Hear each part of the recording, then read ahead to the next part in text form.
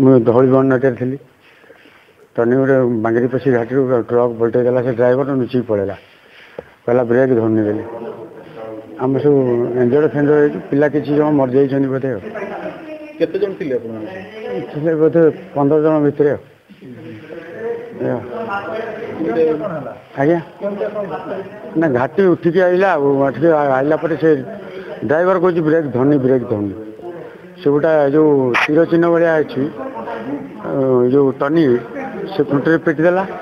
ପିଟିଲା ପରେ ମୋ helper side, ମୁଁ ହେଲ୍ପର କରିକି ଆଉଥିଲି ସାଇଡ୍ରେ, ମୁଁ ଦେଖିଲି ବାଡ଼େଇ ଦେଇକି ଆଇଲା। ସେ କିଏ କିଏ ସବୁ ଥିଲେ ଗାଡ଼ିରେ? ମାନେ କୋଉ ପିଲା? ମାନେ ଆମ ଇଲେକ୍ଟ୍ରିକ୍ ସାର୍ ଥିଲେ। Electric staff? ଆଜ୍ଞା। କୋଉଠୁ କୋଉଠୁ ଗଲେ ସବୁ?